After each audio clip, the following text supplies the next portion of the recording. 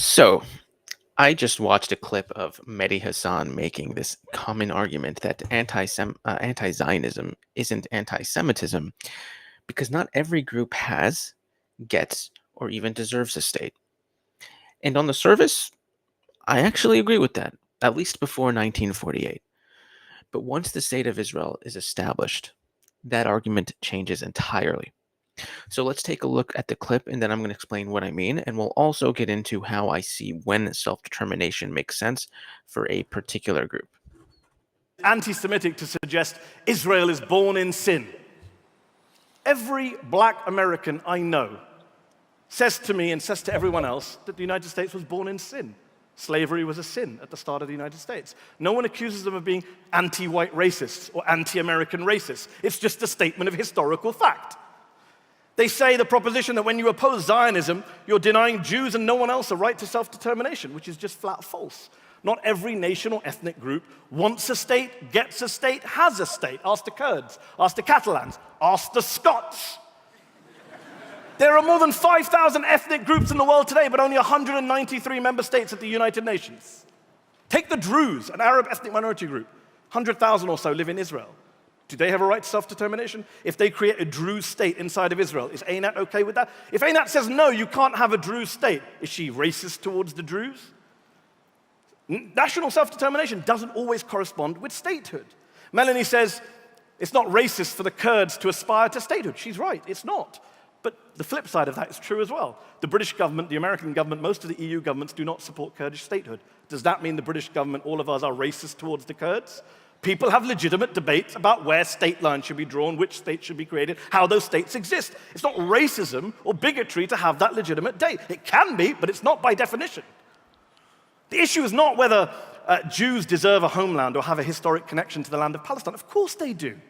The issue is whether those historic and religious claims justify creating and expanding a Jewish majority state in which one ethnic group is privileged over another, while another group is permanently disenfranchised, dispossessed, and subjected to endless military occupation. That's what we're here to oppose tonight. Nothing more, nothing less.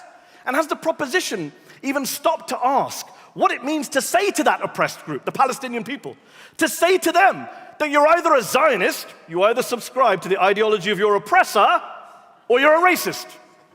What kind of choice is? Yeah, so you get the gist of it. Okay, so here's my take. First of all, Mehdi is right, believe it or not. Not every group deserves, wants, or has a state. This is 100% true. And, if we're talking about pre-1948, okay, before the state of Israel is born, I would actually agree with Mehdi. Anti-Zionism in that case would not be anti-Semitism. For example, if you are a Palestinian in 1940, right, it would be pretty reasonable to be anti-Zionist. You don't want your country to, you don't want to become a minority in your own country, right? That makes a lot of sense, especially if you don't really know what's going to happen. I mean, you can get all these promises that it's going to be this amazing, liberal, secular democracy and all these awesome things. But in the end of the day, you don't really know what's going to happen. So to be suspicious and cautious of the Zionist movement is totally fair, even if anti-Semitism and racism and whatever it is were also part of the view, the opinion, the perception. Still, there's a rational basis to be anti-Zionist prior to 1948, especially if you're a Palestinian or even if you're a Westerner concerned about the local Arab population. So, believe it or not, I would actually agree with him. Here's why I probably would disagree. Once the state of Israel is born, it's no longer about theory, what would happen, what will happen. Now Israel exists, and it's a member of the international community. We're talking about now the only Jewish state on the planet. It has a real population, a real government, and real people who have nowhere to go, right? So if you still oppose Zionism, if you identify today as an anti-Zionist uniquely, but you're not anti-Turkish nationalism, you're not anti-Arab nationalism, you're not anti-Hindu or Chinese nationalism, then your issue isn't nationalism. Your issue isn't even ethnic nationalism, because all those, for the most part, were either religious or ethnic nationalities and nationalist movements. But you are against Jewish nationalism. And if you're only against Jewish nationalism, that is pure and simple anti-Semitism. Now, let's get into the actual framework of legitimate self determination. Not every group deserves a state. I agree with that. So, what are the criteria then that we can actually apply? Well, first of all, of course, I think a group has to want self determination, right? If your community, your ethnic group, your religious group is not actually pushing for a state and you're not pushing because you generally don't want it, then it's a non-issue, right? The Druze and the Yazidis, he mentioned the Druze, they're not actually calling for independence, so that's full stop, not nothing to do with that. And even if though you are calling for self-determination, there also has to be a moral legitimacy, right? History of persecution, credible fear of future persecution, that sort of thing.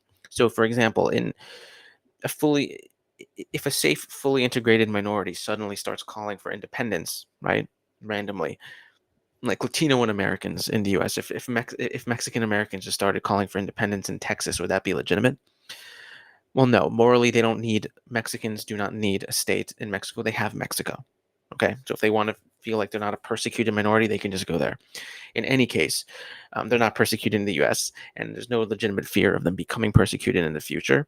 So that would just destabilize the society, and that would be a very dangerous situation to be in if out of nowhere Mexican Americans, Hispanic Americans started calling for self determination in the U.S.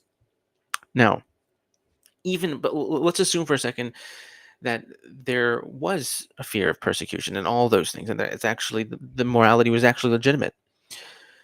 There also has to be political practicality, right? So even if a group wants a state and has the moral legitimacy, it needs to be realistically achievable. So I support Kurdish independence in principle, but perhaps giving them a state right now, the entire international community just declaring it, well, now you're going up against the Iranians, you're going up against the Iraqis, you're going up against the Turkish. This could be politically very problematic and can cause a lot more problems than it solves. So sometimes geopolitics just simply trumps idealism. But we can apply this framework now to the Jewish people. So Mehdi actually acknowledged that the Jews have a historical connection to the land. I'm happy that he acknowledges that. But Jews, yeah, have been pushing to return to Zion for centuries for perhaps religious reasons for the most part. But in the modern Zionism from the 19th century was a political movement, so there was clearly a claim of self-determination there. And because of the connection and the moral legitimacy was based on not just a connection, but the fact that Europe was very racist, anti-Semitic, and there was obviously a reasonable fear of persecution in the near future. There's hundreds of thousands of Jews died in the pogroms even before the Holocaust, and not to mention in Arab countries where Jews were expelled eventually and suffered under second-class citizenship as dhimmi status. So I would say the desire was there, clearly. Step one. Step two, the moral legitimacy was there. Even if, there's some tensions about bringing them specifically to Israel and creating a state with Arabs there, that's it's morally problematic to some extent, true. But in terms of the fear of persecution, that's 100% legitimate. The problem is there's really nowhere to go, right? That's just the issue. Like, there's no place on the planet where you can just give the Jews land and it wouldn't eventually have caused some level of displacement, or that would have made sense, practically speaking.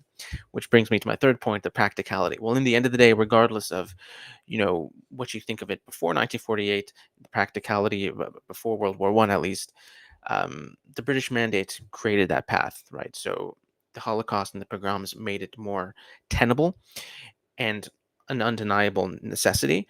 But Israel wasn't some colonial fantasy at the time. The British made that promise of a Jewish national homeland through the Balfour Declaration. So there was the practicality of it as well.